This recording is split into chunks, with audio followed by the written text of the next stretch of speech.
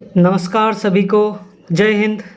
आज हम लोग समाधान सीरीज़ के पॉलिटी के कुछ क्वेश्चंस डिस्कस करेंगे, previous year questions Orissa public service commissions के। तो चलिए शुरू करते हैं। पहला क्वेश्चन देखिए, which of the following matchings are not correct in respect of schedules and subjects in Indian constitution. जब भी आप क्वेश्चन पढ़ें तो क्वेश्चन को एक बार दो बार ध्यान से पढ़ ले, उसके बाद ही उसको आंसर करें। नहीं तो बहुत बच्चे जो है वो गलती कर देते हैं कहाँ पे, ये नॉट करेक्ट और करेक्ट वाले ऑप्शन में। ठीक है, तो आपको ये नहीं करना है। आपको क्वेश्चन एक बार दो बार पढ़ लेना है, उसके बाद ही आपको आंसर करना है।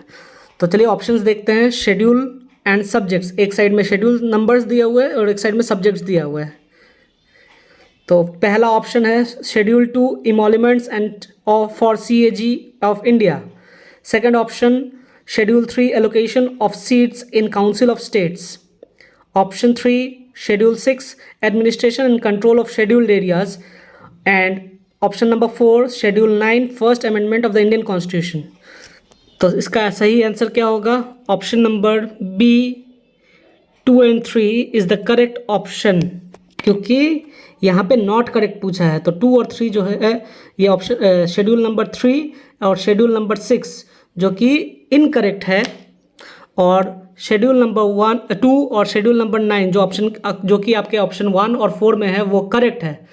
तो इसका सही आंसर हो जाएगा 2 and 3 इज़ नॉट करेक्ट। और जब भी आप लोग पढ़े शेड्यूल्स को याद करने का कोशिश करें, आप लोगों को प्रॉब्लम आती है याद रखने में, तो आप लोग इसको एक नेमोनिक से याद रख सकते हैं, जो कि आपको यूट्यूब ये सब में आराम से मिल जाएगा। आप उसमें देख के कहीं लिख के रख लीजिए, याद कर लीजिए। एक बार आप याद कर लीजिएगा तो आप कभी नहीं भूलिएगा उस नेमोनिक से। नेमोनिक क्या है? Tears of old PM। Tears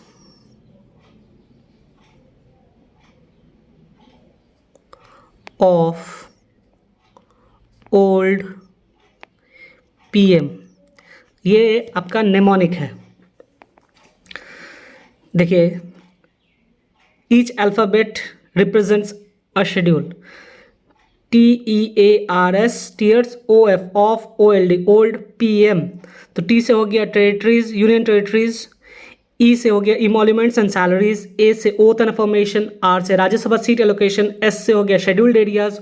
O से हो गया आपका अदर शेड्यूल्ड एरियाज। F से हो गया फेडरल लिस्ट, जो कि आपका union list, concurrent list, state list जो आता है वो वाला शेड्यूल। फिर आ गया आपका O फिर से, तो उसमें होगा official languages. L is for land reforms. D is for anti defection law. P panchayat. M municipality. तो इस तरीके से आप याद कीजिएगा, तो आप कभी नहीं भूलिएगा इस चीज़ को। तो आप शेड्यूल्स को लर्न कर लीजिए, अच्छे से लिख लीजिए और अपने आँखों के सामने रखिए, ताकि आप एक बार दो बार तीन बार उसको गो थ्रू करेंगे बढ़िया से, तो आपको वो दिमाग में बैठ जाएगा। क्योंकि हर एग्ज़ाम में शेड्यूल से एक क्वेश्चन दो क्वेश्चन आते ही आते हैं। तो इसको आप इस तरीके से याद कीजिएगा तो आपको बहुत दिनों तक याद रहेगा, और एक बार याद हो जाएगा तो आप भूलिएगा नहीं जल्दी से। बस ये है कि आपको रिवीजन करते रहना है। Revision is the key.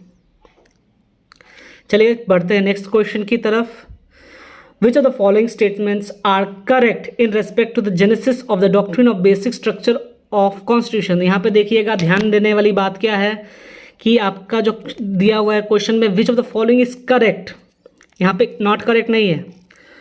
तो चलिए ऑप्शंस देखते हैं। Option number 1, this doctrine was first propounded by the supreme court in Shankari Prasad versus Union of India. ये ऑप्शन आपका गलत है, क्योंकि शंकरी प्रसाद केस में नहीं, ये आया था आपके केशवानंदा भारती केस से। तो ऑप्शन 1 इज इनकरेक्ट। ठीक है। In Sajjan Singh versus State of Rajasthan, Supreme Court held that the Parliament could amend any part of the Constitution. ये ऑप्शन आपका एकदम बिल्कुल सही है। Option number 3, in Golaknath versus the State of Punjab case, Supreme Court ruled that Article 368 lays down the procedure to amend the Constitution but does not give an absolute power to the Parliament to amend any part of the Constitution. ये option भी सही है आपका। और option number 4 देखते हैं। In the case of Vaman Rao versus Union of India, Supreme Court set aside the basic structure doctrine. देखिएगा तो यहाँ पे ये ऑप्शन भी करेक्ट है, लेकिन इसमें एक वर्ड मिसिंग है, रीअफर्म। रीअफर्म नहीं होने की वजह से ये जो ऑप्शन है ये गलत हो जाता है, क्योंकि यहाँ पे बता रहा है कि वामन राव केस में ही बेसिक स्ट्रक्चर डॉक्ट्रिन को सेट असाइड किया गया था। इससे पहले भी बहुत सारे केसेस में ये हो चुका है, तो सिर्फ वामन राव केस में नहीं हुआ था। ये वामन राव केस में रीअफर्म हुआ था कि हाँ ये सही है, बेसिक स्ट्रक्चर डॉक्ट्रिन है। तो आपका सही आंसर हो जाता है option number B, 2 and 3 is correct. चलिए बढ़ते हैं नेक्स्ट क्वेश्चन की तरफ। देख लीजिए आप एक बार क्वेश्चन, आपके ऑप्शंस का ये दिया हुआ है। केशवानंद भारती केस में पहली बार आया था ये basic structure doctrine. Sajjan Singh के केस में क्या हुआ था कि पार्लियामेंट, सुप्रीम कोर्ट ने बोला था parliament can amend any part of the constitution including the fundamental rights. अब देखिए फिर गोलकनाथ केस में क्या बोला था सुप्रीम कोर्ट ने, article 368 only prescribes the amendment procedure and not absolute power to amend the constitution. और in Waman Rao case the supreme court reaffirm मतलब क्या होता है, फिर से इसको पुष्टि किया गया, फिर से उसको सही साबित किया गया, ठीक है, rather than set aside the basic structure doctrine. Question number 56, which 4 articles of the Indian Constitution among the below given articles were added to the Indian Constitution by the 42nd Amendment Act of 1976? तो इसका सही answer क्या है, option number B. देख लेते हैं हम लोग क्या क्या है। Article 39A, article 43A, article 48A and article 144A। ये जो ऑप्शंस है ये करेक्ट है, बाकी के ऑप्शंस गलत है। एक बार आप देख लीजिए ऑप्शंस यहाँ पे एक्सप्लेन किया हुआ है। 42nd अमेंडमेंट एक्ट जो था वो 1976 में आया था, तो उसमें क्या क्या चेंजेस थे, मेन चेंजेस। 39A में देखिए फ्री लीगल एड। 43A में क्या है, promote workers participation in industrial management. Article 48A mandates environmental protection and wildlife conservation, and article 144A declared Supreme Court decision binding on all authorities। और उसमें से कुछ और भी चीज़ें ऐड हुई थी। 42nd अमेंडमेंट एक्ट जो है उसको हम लोग मिनी कॉन्स्टिट्यूशन भी बोलते हैं, क्योंकि उस पर बहुत सारे चेंजेस लाए गए थे हमारे कॉन्स्टिट्यूशन में। तो उसमें से कुछ यहाँ पे दिए हुए हैं, आप लोग देख सकते हैं। जैसे कि सोशलिस्ट और सेक्युलर वर्ड ऐड किया गया था, यूनिटी और इंटीग्रिटी प्रियम्बल में ऐड किया गया था। ये जो सोशलिस्ट एंड सेक्युलर वर्ड है ये भी हमारे प्रियम्बल में ऐड किया गया था। फिर उसके बाद आर्टिकल 39A, 43A, 48A ये ऐड किए गए थे DPSPs में।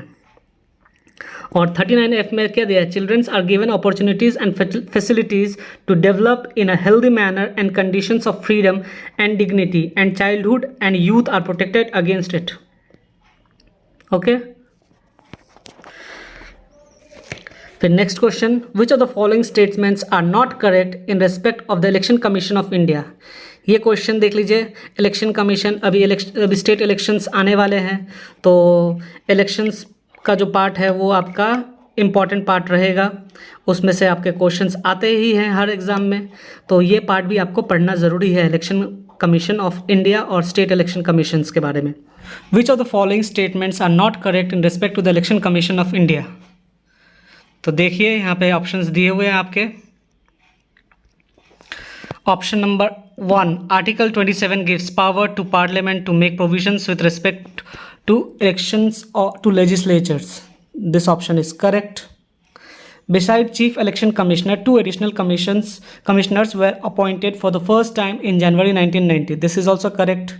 The Election Commission Amendment Act 1990 made the Election Commission a multi-member body. This is also correct. The decisions in Election Commission by the members are made by unanimous vote. तो ये जो है ये गलत है, अनएनानिमस वोट से नहीं होता है, ये मेजॉरिटी वोट से होता है। तो यहाँ क्या दिया हुआ है, नॉट करेक्ट, ठीक है। तो which of the following are not correct, तो ऑप्शन 4 इज़ नॉट करेक्ट। बाकी के जो ऑप्शंस है ऑप्शन 1, 2 एंड 3 इज़ करेक्ट। और यहाँ पे देखिए आपका ऑप्शंस जो है वो नहीं दिया हुआ है,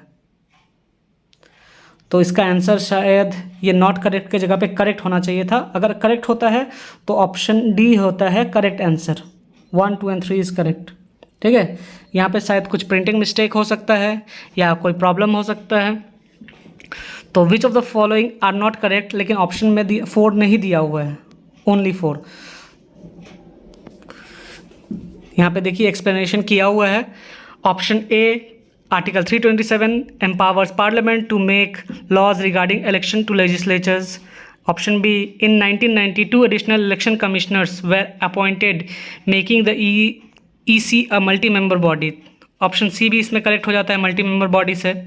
और option D is incorrect, decisions are made by majority vote and not necessarily unanimously. Okay, next question, which of the following statements are not correct in respect to the private members bill introduced in the parliament. तो इसका options देख लेते हैं ना। Option number 1, a private member is any member of parliament other than the members of the treasury bench. This option is correct. The bill of this nature are introduced and debated only on Mondays. Option this is incorrect because Monday को नहीं होता है, ये होता है आपका Friday को।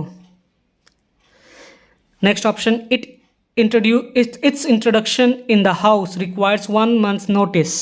ये भी incorrect है क्योंकि कोई specific time दिया नहीं गया है हमारे Constitution में। And next question जो है, a constitution amendment bill may be introduced either in the Lok Sabha or the Rajya Sabha. This is also correct. तो आपका सही आंसर हो जाता है option 1 and 2 are correct and option 2 and 3 is incorrect. तो सही आंसर है option number B, this one. देखिए एक्सप्लेनेशन क्या दिया हुआ है। ऑप्शन 1 करेक्ट है, ऑप्शन 2 इनकरेक्ट है, ऑप्शन 3 इनकरेक्ट है, ऑप्शन 4 जो है वो करेक्ट है। नेक्स्ट क्वेश्चन की तरफ बढ़ते हैं। Which of the following statements are correct in respect of anti defection law. इसका सही आंसर है, ऑप्शंस देख लेते हैं पहले। Anti defection law found place in the constitution by 52nd amendment act. तो ये करेक्ट है। The 10th schedule of Indian constitution was inserted by in the constitution in the year. Option number 2 incorrect है क्योंकि 89 में नहीं add हुआ था, ये 85 में ऐड हुआ था, 1985 में। This is incorrect. Anti defection law was reinforced in the year 2002। ये भी करेक्ट है। If any member who is independently elected joins any political party, he is not disqualified. This is wrong, he is disqualified. तो option is 1 and 3 is correct, option number B.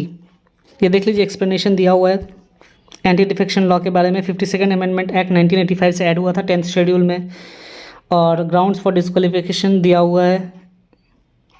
Presiding officer decides the question of disqualification, ये सब सारा दिया हुआ है, आप एक बार go through कर लीजिए।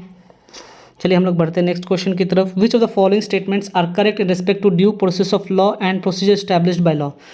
तो ऑप्शंस देखते हैं। Due process of law focuses on the formal adherence to legal procedures set by the government. This is wrong. Procedure established by law emphasizes the protection of individual rights and fairness in the application of laws and legal proceedings. This is also correct. उल्टा दिया हुआ है। Due process law में legality देखा जाता है और fairness देखा जाता है, और प्रोसीजर एस्टैब्लिश्ड बाय लॉ में देखा जाता है कि प्रोसीजर फॉलो हुआ था कि नहीं। तो both options are incorrect. Option number D is correct यहाँ पे।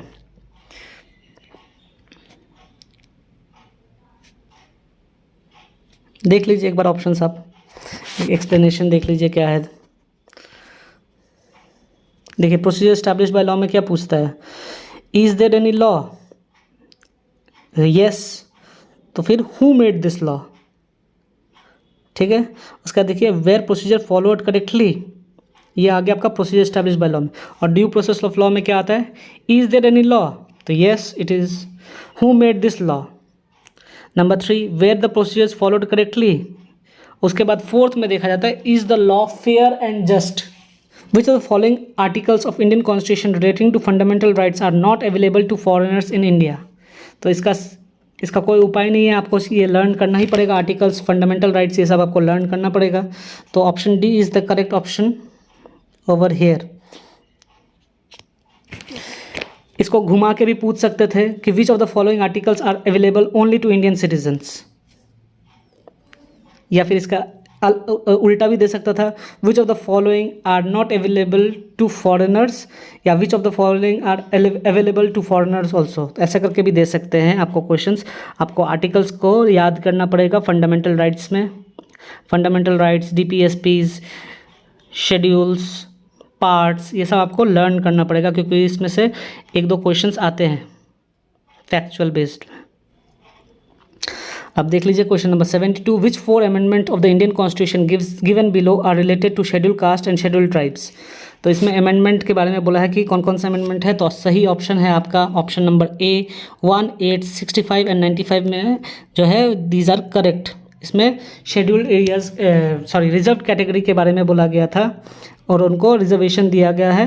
और हर अमेंडमेंट में क्या होता है कि वो जो रिजर्वेशन है उसको एक्सटेंड किया जाता है for a period of 5 years 10 years, ऐसा करके एक्सटेंड किया जाता है। First amendment, 8th amendment, 65 amendment and 95 amendment में ये रिजर्वेशन का बात किया गया है। और आपका ये next question, which of the following is not included in article 19 of the Indian constitution. तो आपको आर्टिकल्स तो लर्न करने ही पड़ेंगे, कौन सा आर्टिकल में क्या क्या है ये सब आपको ध्यान में रखना है। तो freedom of speech and expression ये आर्टिकल 19 में है, तो दिस इज़ करेक्ट। और यहाँ पे पूछा है नॉट इंक्लूडेड, ध्यान रखिएगा। फिर option B, freedom of movement, ये भी है। फ्रीडम ऑफ एसोसिएशन ये भी है। और ये जो है फ्रीडम ऑफ डिटेंशन, ये जो है ये आर्टिकल 19 में नहीं है, ये आर्टिकल 22 में है। आर्टिकल 22 में ये आपको याद रखना पड़ेगा ऐसा क्वेश्चंस के लिए।